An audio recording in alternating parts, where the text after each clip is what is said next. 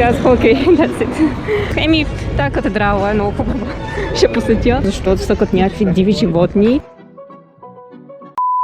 И здравейте от Антверпен. Днес мога да правя снимки и видеа, защото имам батерия.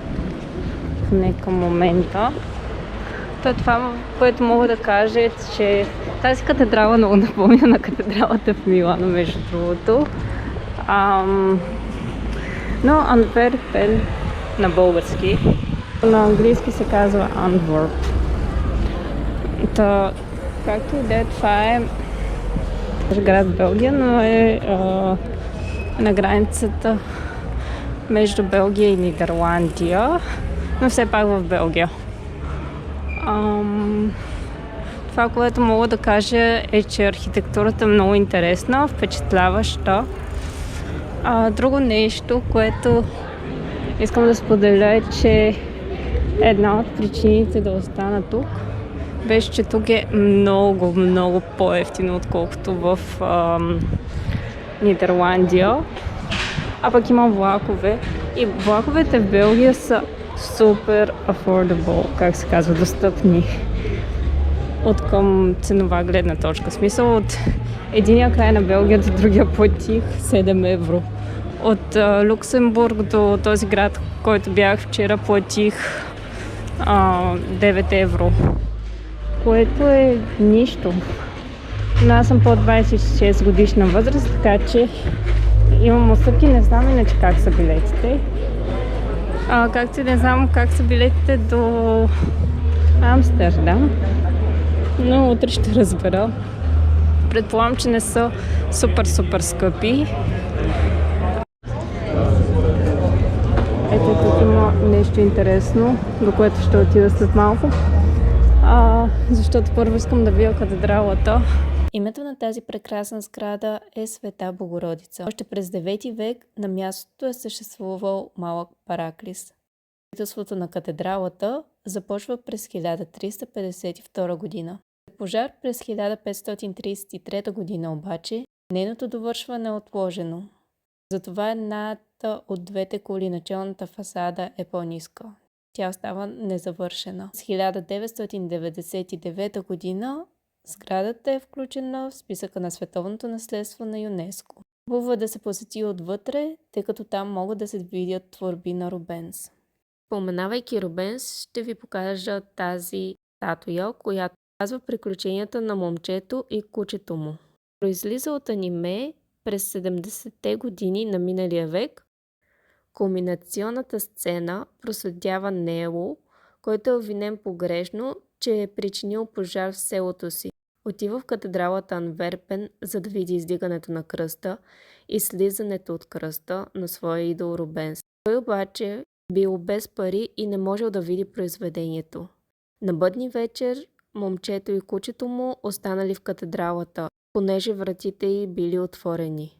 На следващата сутрин били открити замръзнали до смърт под картината на любимия художник. През 80-те години Антверпен представя малка статуя на момче и кучето му в Хобокен, предградия на Антверпен, където се смята, че се развива действието. А Тойота е дарила възпоменателна плоча, която е поставена пред катедралата Света Богородица. По-късно плочата е заменена от мраморна статуя. А сега искам да ви разкажа някои факти. Антверпен е втория по големина град в Белгия. Популярен е с пристанището си, което е второ по големина в Европейския съюз, след това на Ротердам, и има над 145 милиона тона преминали товари през 2005 година. Част от тях вероятно са под формата на кафе, тъй като Антверпен може да се похвали с най-големия склад за кафе в света с над 300 000 тона. Нещо, което е интересно, е, че мястото е познато и като столицата на диамантите от близо 5 века. С 84% от необработените диаманти в света и с 50% от шлифованите диаманти, преминаващи през него. Градът привлича международни търговци, търсещи диаманти, които са с най-високо качество. Ето и една легенда относно името.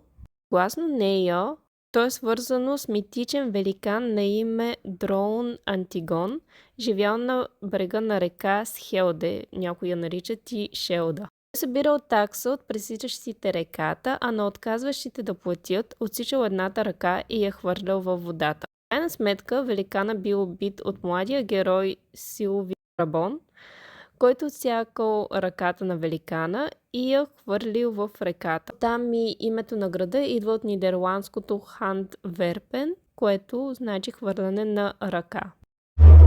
Ако искате да видите нещо като катедралата в Милано, но ви се ядат белгийски картофки, просто елате тук.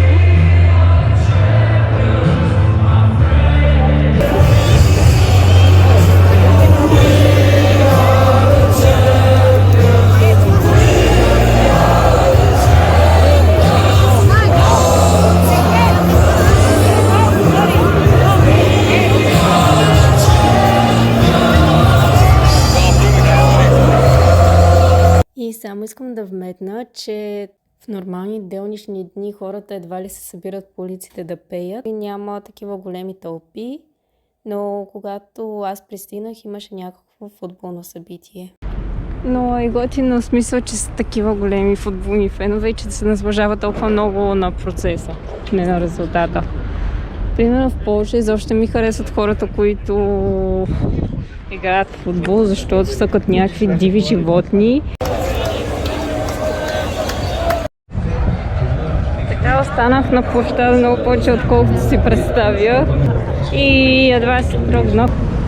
И отново има екран, отново всъщност дава само хората, които празнуват нещо си. И там има само.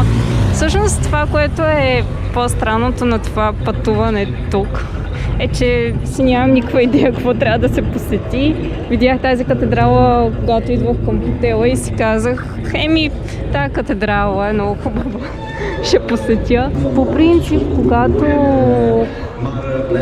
когато не знаете какво да посетите, търсете такива табели, защото те показват къде какво има. Ето тук има круиз терминал, waterbus,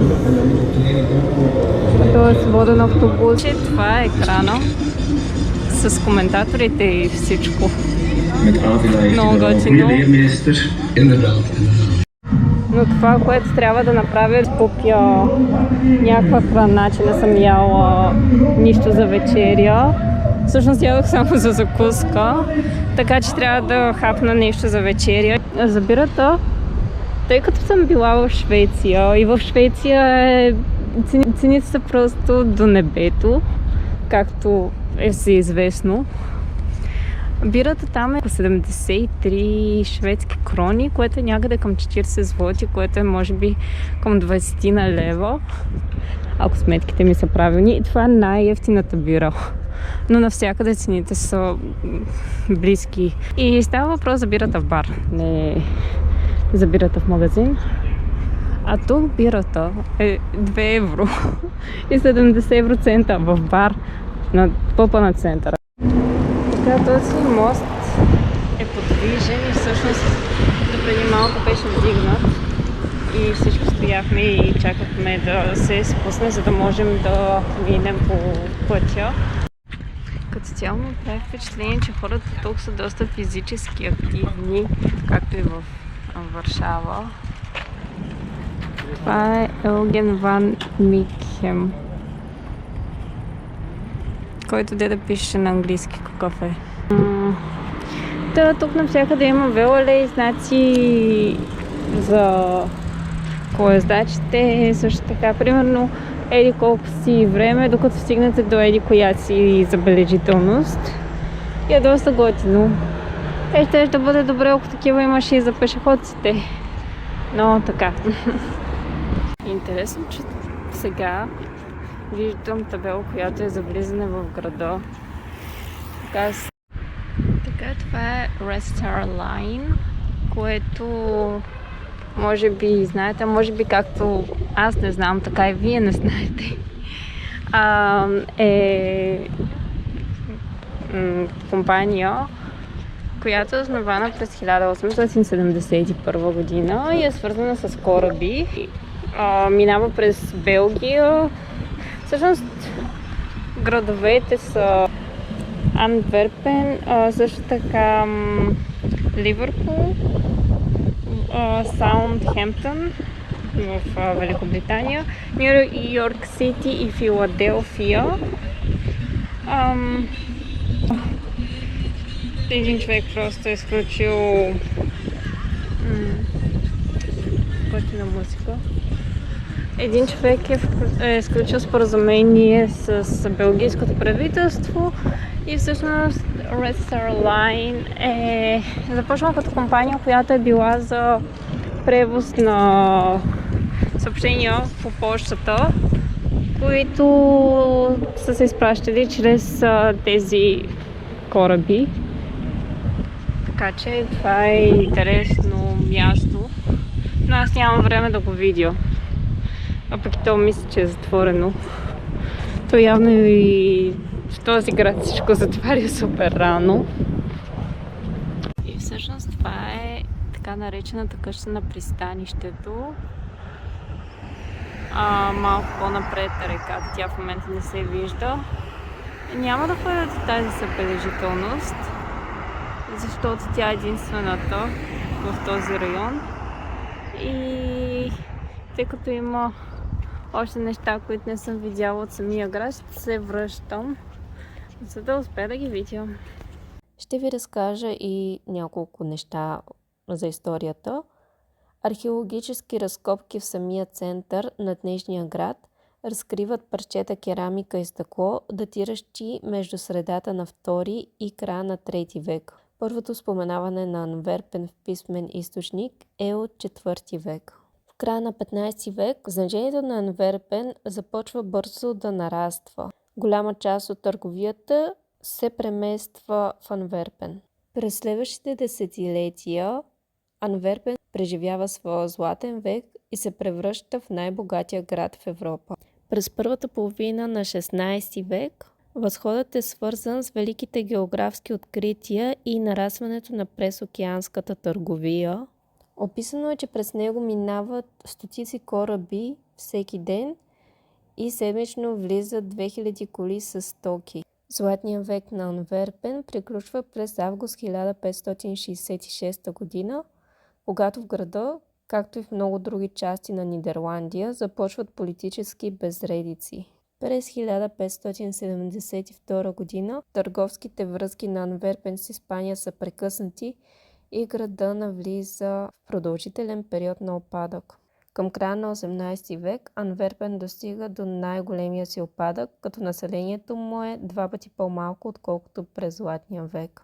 В края на 19 век новия възход на града е ознаменуван с проведеното през 1894 година международно изложение, което е посетено от 3 милиона души. А през 1903 година в Антверпен се провежда първото световно първенство по спортна гимнастика. През 1920 година пък са проведени първите следвоенни олимпийски игри.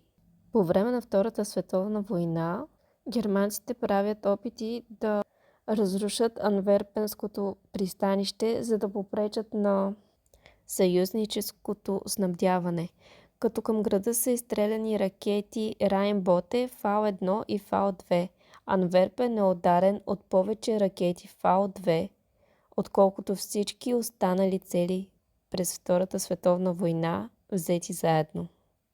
Поради малката точност на това оръжие, пристанище продължава да функционира, но части от самия град са тежко засегнати. А това е може би най-интересният музей в Антверпен, поне сградата му изглежда така. Тя е построена от 10 огромни контейнера, подредени един върху друг, с дълги щрихи от вълнообразно стъкло, запълващи пукнатините. Това е много Holland Vibes.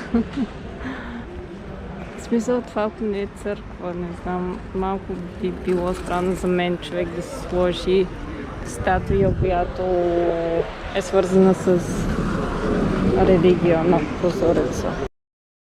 Тъй като Белгия е популярна с пържени картофки, това беше вечерята ми в Антверпен. Chicken fries се превежда буквално като пилешки пържени картофи. Това бяха по-скоро като панирани хапки, само че под формата на пържени картофи. А закуската ми беше това прекрасно изящество. Само искам да кажа, че заведението се казва Goody Foodie. Можете да го видите в ъгъла. А сега ще ви разкажа и за мястото, на което избрах да нощувам. Всъщност аз имах 2 нощувки там, тъй като цената беше много добра за това, което беше описано, че се предлага. И освен това, местата за нощуване в Нидерландия бяха на доста по-високи цени. Аз знаех, че така или иначе ще се върна в Белгия, защото полета ми е от Брюксел. Но да се върна на апартамента. Това беше най-голямото място, на което останах по време на целия си 9-дневен престой. Състоеше се от 2 спални, голям хол и кухня. Като хол и кухнята бяха в едно помещение, но това изобщо не беше от значение за мен. Също така стандарта наистина изглеждаше висок, но имаше някои неща, които бяха потресаващи. Като плюсове искам да вмъкна, че хората, които ми дадоха ключовете, бяха много любезни и ми изпратиха клипчета как да вляза в апартамента. И освен това, мястото се намираше на много добра локация. Беше на няколко метра от катедралата и на главната улица в града. И за съжаление, до тук трябва да приключат моите добри думи, защото останалите неща не бяха окей. Първо място, откъдето човек трябва да вземе ключовете, се намираше на около 20 минути пеша от самия апартамент, което беше леко неудобно. Освен това, до стаите можеше да се стигне само по едни стълби, което е доста неудобно за семейства с малки деца и хора в инвалидни столове, както и за възрастни хора. Бих казала, че е доста неудобно и за хора с нарушено зрение, тъй като цяло стълбището беше доста тъмно. Другото нещо, което беше много странно, беше, че 2 спални се намираха на различни етажи. И в едната спалня имаше само самата спалня и някакъв склад, а на другия етаж беше другата спалня, хола, кухнята и 2 тоалетни. Wi-Fi беше някакъв мираж. Понякога го хващах, но понякога не може. Но нещо, което най-много ме шокира в този апартамент, беше хигиената, която беше под абсолютно всякакво ниво. Някой беше изхвърлил използвани дамски превръзки под мивката и съответно вонята в банята беше неописуема. И освен това имаше проблеми с заключването на вратата на 2-ия етаж. Ще се наложи да си местя всичко ценно на 1-ви етаж, където вратата се заключваше. Още едно нещо, от което бях потресена, бяха тези правила, които звучат доста грубо. Разбирам, че всяко място за настаняване има правила и освен това естествено би било доста нахално, освен мен, да се чекират още. Разбирам, че можеше да си направя парти, това нямаше да е окей, обаче трябваше ли да бъде написано с толкова груб тон? И с това се изчерпва всичко, което имам да кажа за апартамента. За съжаление, ако отида в Антверпен, не бих останала в този апартамент отново. И тъй като искам да завърша позитивно това клипче, тук оставям няколко видеа, в които можете да видите нощния Антверпен.